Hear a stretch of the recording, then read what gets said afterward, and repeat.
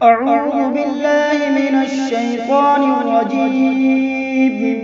بسم الله الرحمن الرحيم.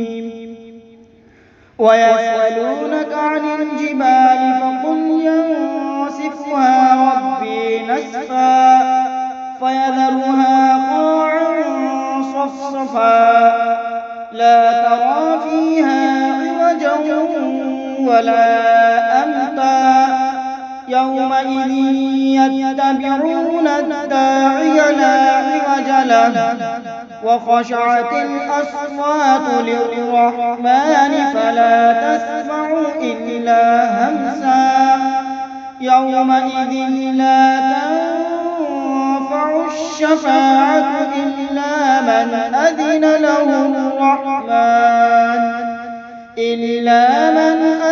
له الرحمن ورضي له قولا يعلم ما بين أيديهم وما خلفهم ولا يحيطون به علما وعنت الوجوه للحي القيوم وقد خاب من حمل ظلما ومن يعمل من الصالحات وهو مؤمن فلا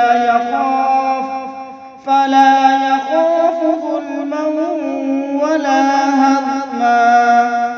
صدق اللہ العظیم.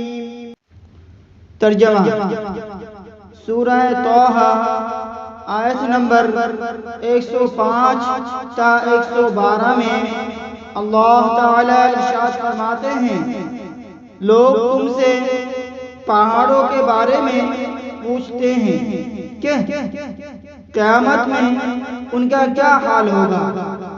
جواب میں کہہ دو کہ میرا پروردگار ایسی قدرت رکھتا ہے کہ ان کو دھول کی طرح اڑا دے گا اور زمین کو ایسا ہموار چٹیل میدان بنا کر چھوڑ دے گا کہ اس میں تمہیں نہ کوئی نہ ہمواری نظر آئے گی اور نہ کوئی بلندی.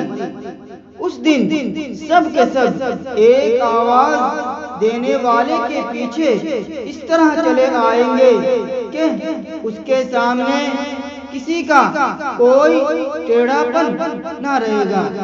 جیسے دنیا میں الٹی سیدھی باتیں کرتے تھے، اب وہ ایسی باتیں نہیں کر سکیں گے اور خدائے رحمان کے آگے تمام آوازیں دب کر رہ جائیں گی. چنانچہ تمہیں پاؤں کی سرسراہٹ یعنی پاؤں چلنے کی آواز کے سوا کچھ سنائی نہیں دے گا. اس دن کسی کی سفارش کا کام نہیں آئے گی سوائے اس شخص کی سفارش کے جسے خدائے رحمان نے اجازت دے دی ہو اور جس کے بولنے پر وہ راضی ہو. وہ اللہ لوگوں کی ساری اگلی پچھلی باتوں کو جانتا ہے اور وہ لوگ اللہ کے علم کا احاطہ نہیں کر سکتے. یعنی اللہ تعالیٰ کو کتنا علم ہے وہ انہیں کبھی معلوم نہیں ہو سکتا. اور اس دن سارے کے سارے